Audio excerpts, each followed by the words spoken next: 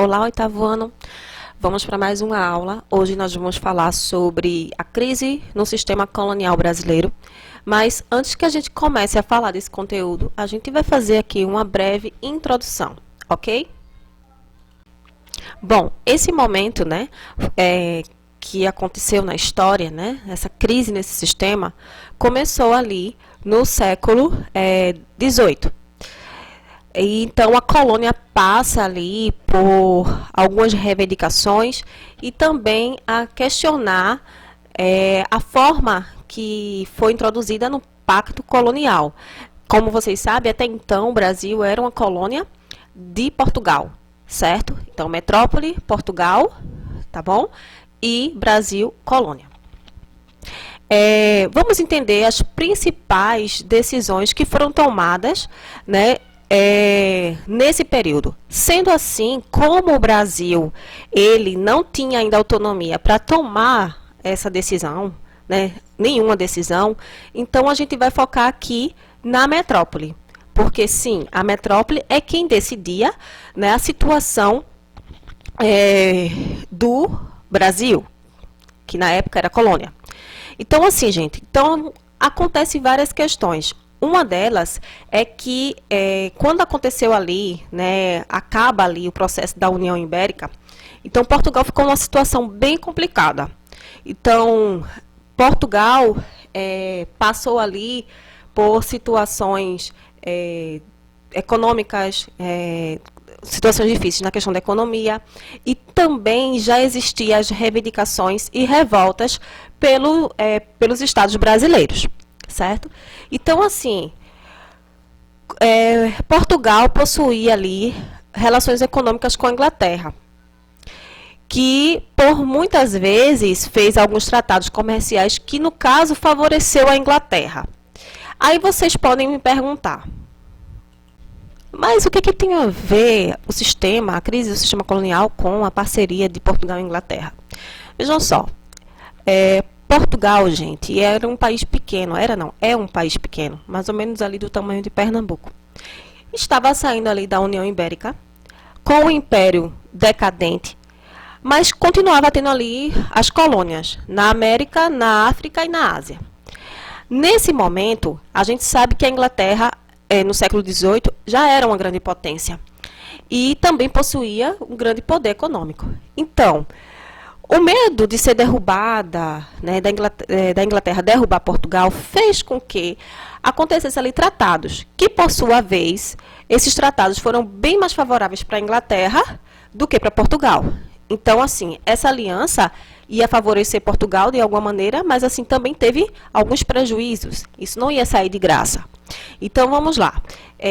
Para que a Inglaterra não fosse ali um vilão, né, posteriormente para Portugal, então não tem aquela história, se você não pode com seu inimigo, se alie a ele, certo? Então, assim, era necessário acontecer aquela junção, aquela parceria econômica para garantir a sua estabilidade, a estabilidade no caso das colônias, né?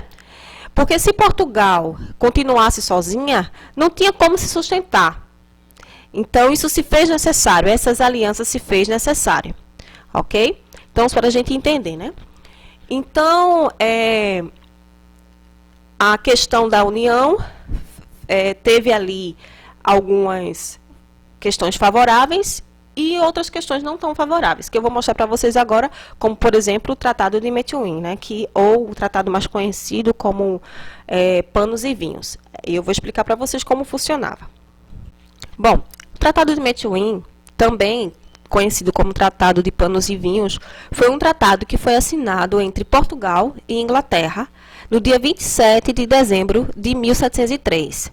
Né? Então, eles negociaram o seguinte, que a Inglaterra, por sua vez, como uma das maiores produtoras de tecidos, ia fornecer tecidos para Portugal, e Portugal ia ceder, né,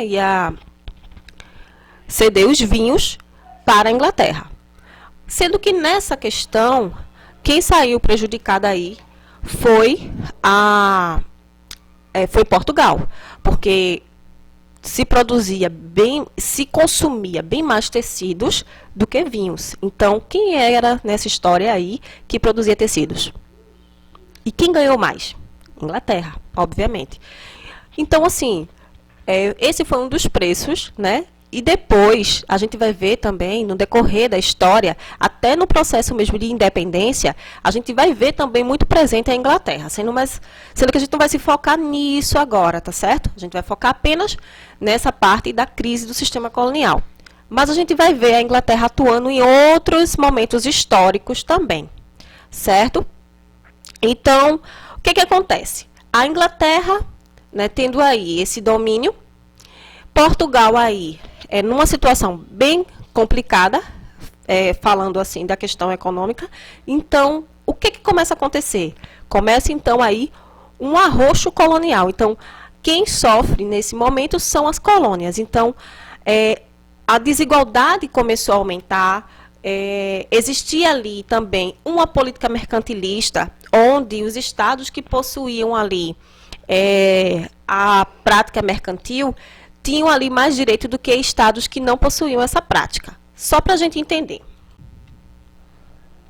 Aqui nós temos, nessa imagem, um resumo, certo? Tópicos sobre o contexto histórico desse momento.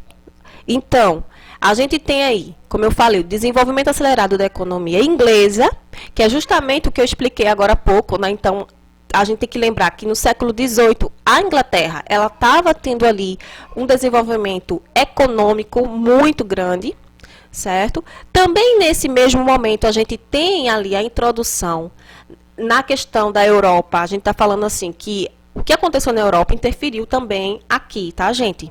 Aqui em território nacional. Então, a difusão das ideias iluministas fazia com que as ideias do antigo regime que existia aqui, elas se chocassem, certo? Então, do mesmo jeito que a gente tem governos absolutistas na Europa, a gente também começa a ver que no Brasil, a gente também começa a ser influenciado por essas ideias, certo? Então, a gente tem também as independências acontecendo aí, como a independência dos Estados Unidos, a gente tem a Revolução Francesa, e, ou seja, a gente está vendo um contexto aí mundial, pela Europa, que vai, querendo ou não, esbarrar aqui no Brasil, que ainda era colônia, só para vocês não esquecerem, tá bom? Então, vejam só, em 1763, Salvador, gente, era o centro administrativo do Brasil. Sendo que, depois de 1763, Rio de Janeiro foi que ganhou o título de capital da colônia.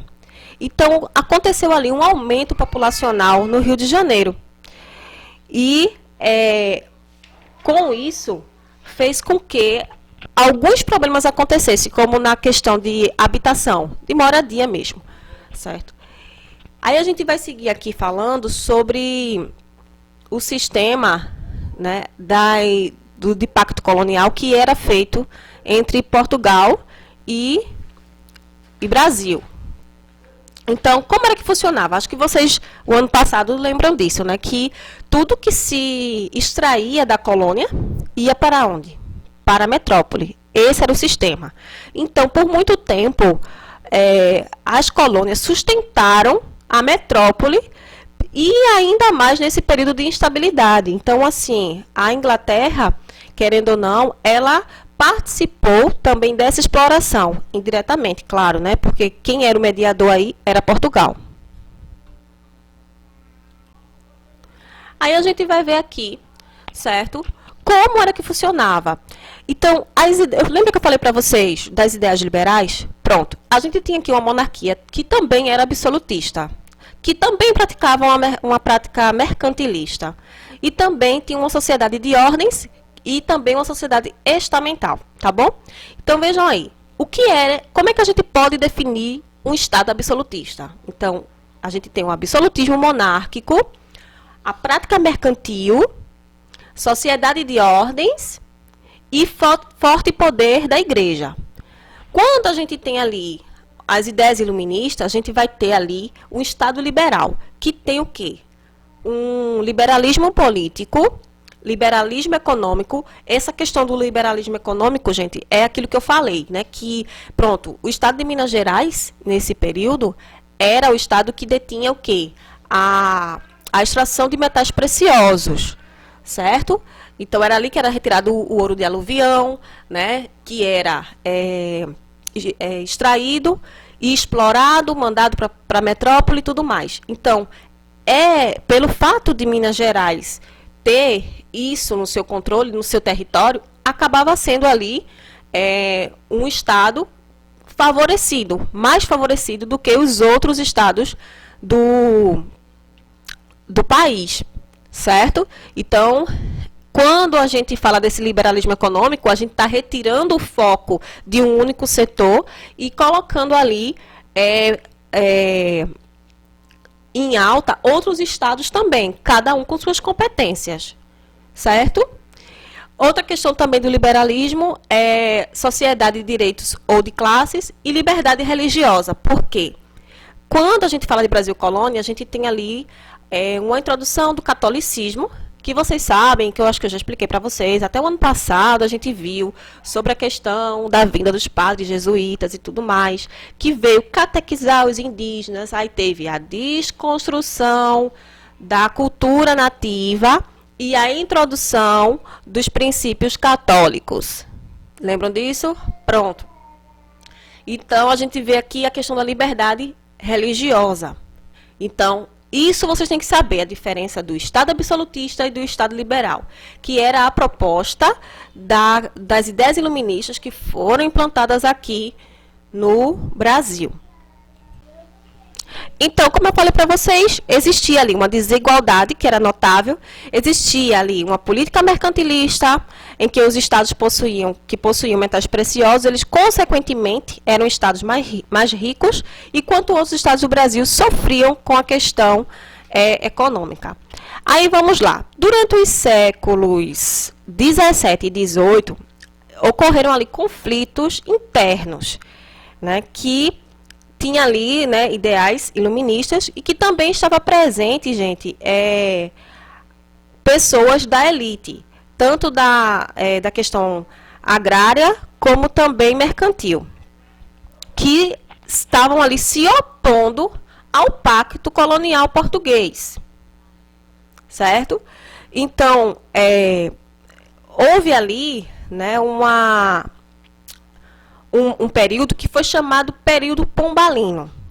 Esse período foi chamado assim por conta de um cara aí chamado Marquês de Pombal. Aí a gente vai ver o que foi que esse Marquês de Pombal ele fez, né, de diferente na história. Então,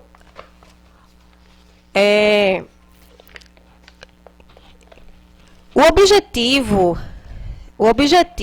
de garantir mais recursos para Portugal, né, com o objetivo de garantir mais recursos para Portugal, então foi aí colocado o Marquês de Pombal como ministro do Estado e dos Negócios e também dos domínios ultramarinos.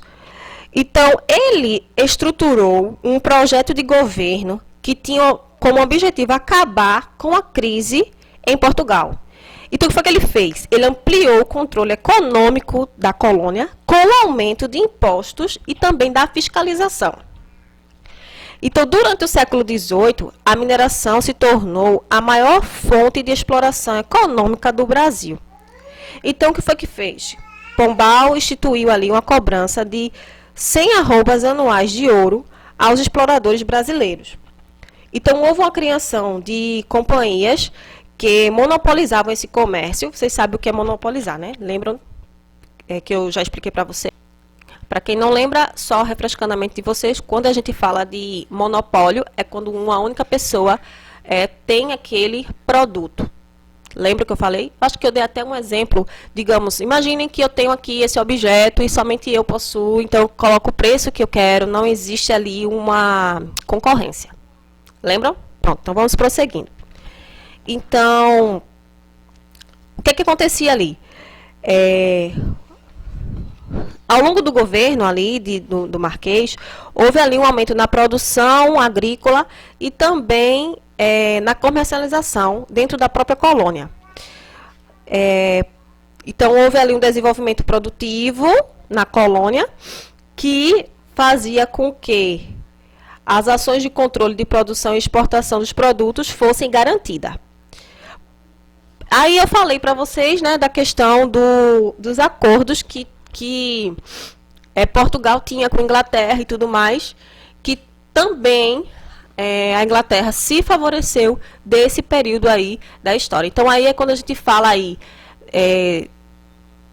da tentativa do Marquês tentar minimizar os conflitos. Então, ele pega aquele tratado lá que eu falei de Medwin, que era Tratado de Panos e Vinhos, ele tenta diminuir ali a influência da Inglaterra nesse sistema, nesse tratado, certo? E também ele deseja ali equilibrar as finanças lusitanas. E também com isso barrar a resistência, né, os movimentos revolucionários que estavam acontecendo no Brasil. Então, digamos que isso aí foi uma medida para tentar mascarar ou minimizar, né, os problemas que estavam acontecendo no Brasil.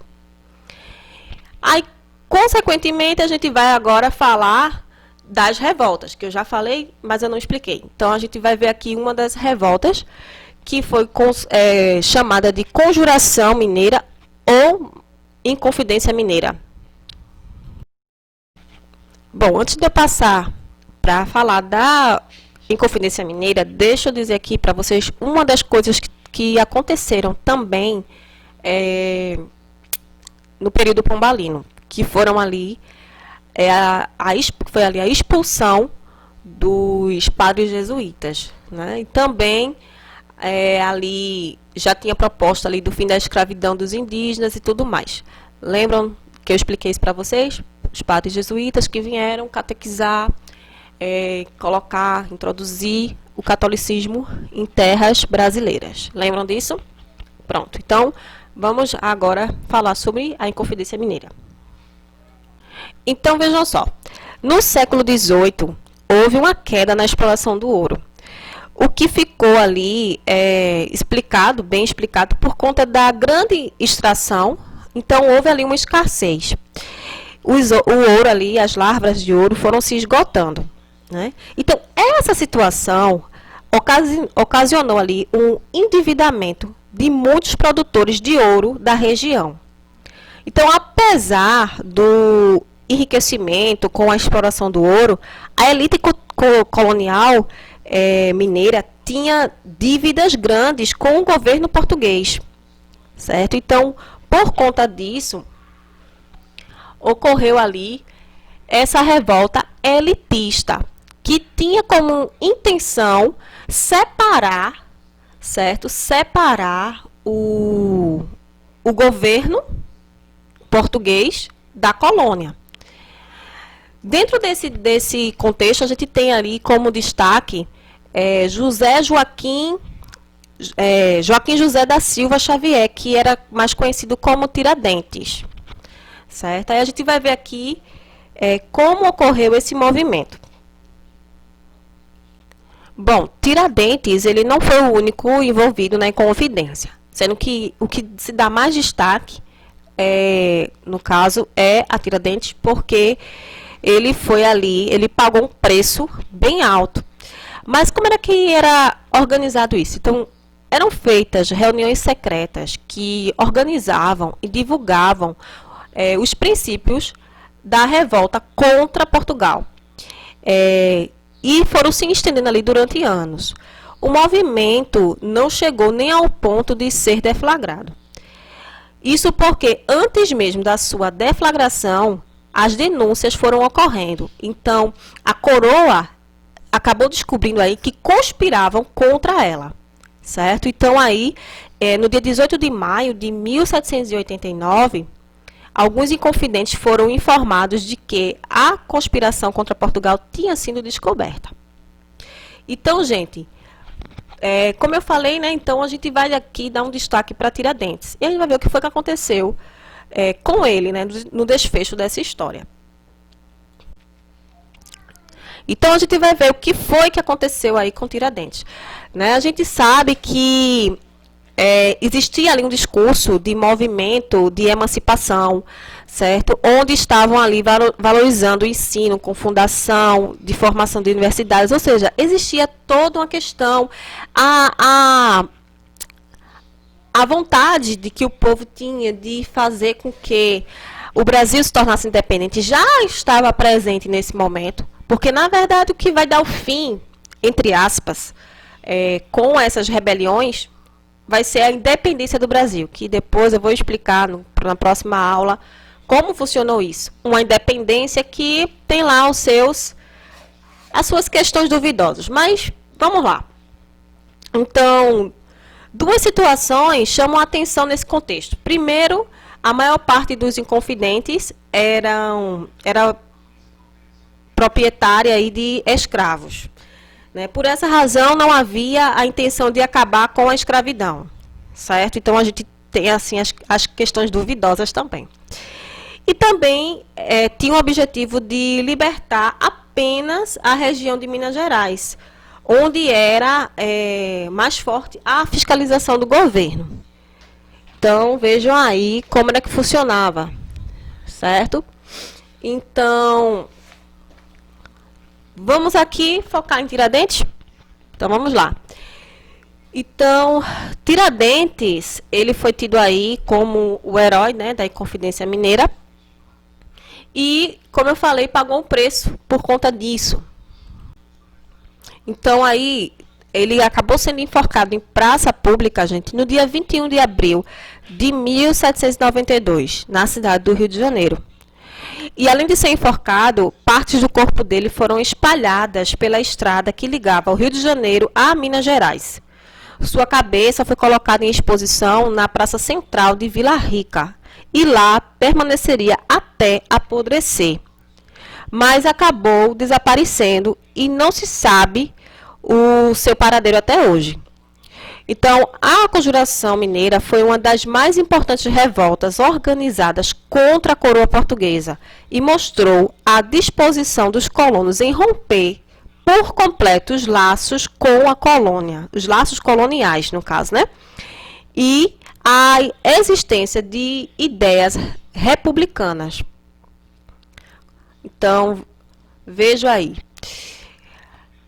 Bom, outra revolta também, gente, foi a Conjuração Baiana. A gente vai ver um pouquinho também desse movimento, ok? Vamos lá. Então, a gente viu anteriormente, na aula anterior, a questão da independência do Haiti. Lembram disso? Então, assim, durante o processo de independência do Haiti, os escravos africanos, eles destruíram as plantações de cana-de-açúcar. Esse fato promoveu ali a procura de açúcar na região do Brasil. E, consequentemente, o aumento do seu preço também. Então, o açúcar aí passou a ter um peso de ouro. Então, isso fez com que a produção açucareira, ela viesse ali a se recuperar, porque ela vinha caindo ali durante algumas décadas. Então, a região nordeste do Brasil, que era, na época, a principal produtora de açúcar, também estabeleceu ali parte de sua economia, restabeleceu parte de sua economia em pouco tempo, em poucos anos. Na Bahia, a alta do preço do açúcar levou ali aos proprietários ampliar suas plantações e deixar a agricultura de gêneros alimentícios que drasticamente foi reduzida pela alta valorização do açúcar, né? Então, o resultado foi a alta do preço dos alimentos na capitania. Então, o governo colonial também não colaborava para a melhoria da questão da situação e frequentemente aumentava ali os impostos dos produtos artesanais. Então, nesse contexto, chegaram a Salvador ali panfletos e livros franceses que divulgaram ali ideias iluministas. Então, essas ideias iluministas de liberdade, igualdade e fraternidade. Lembram disso? Que foi ali divulgada durante muito tempo, durante a Revolução Francesa. Então, a popularização dessas ideias favoreceu o apoio ao movimento por parte de pequenos ali comerciantes, como pessoas que trabalhavam na questão da costura, os alfaiates, né? Então, a conjuração, também como chamado de conjuração dos alfaiates, aconteceu. Então, essa conjuração teve a participação ali dos alfaiates, negros libertos, escravos, soldados e artesãos. Certo? Então, as principais propostas da conjuração baiana estavam ali centradas na proclamação de uma república baiana, na abertura dos portos brasileiros e das nações, e de todas as nações. Então, o primeiro dia de manifestação ocorreu no dia 12 de agosto de 1798. Os principais pontos da cidade de Salvador foram ali espalhados os panfletos e cartazes, chamando a população para uma revolução.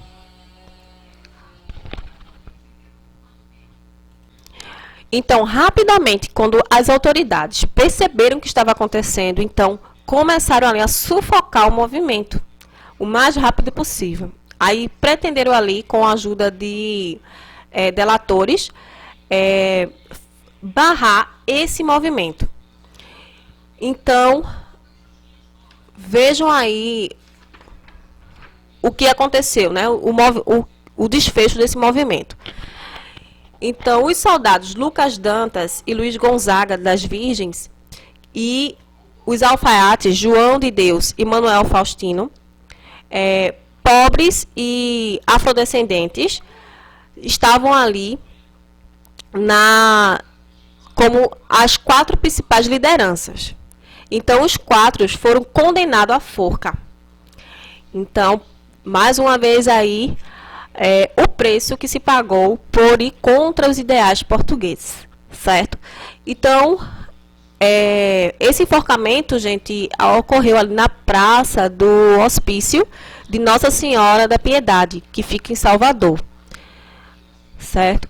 Então, esse contexto aqui foi tudo o que estava acontecendo no Brasil durante a crise do sistema colonial. A partir de agora, a gente vai ver ainda algumas revoluções, porém já dentro do processo de independência do Brasil, que vai ser a nossa próxima aula, ok? Então, espero que vocês tenham compreendido. As atividades vão estar na plataforma, certo? Se possível, vocês podem aí dar uma lida no livro, grifar os pontos principais, os pontos importantes, para que vocês possam memorizar melhor, ok? Então, por hoje eu fico por aqui. Beijo para vocês e até a próxima aula.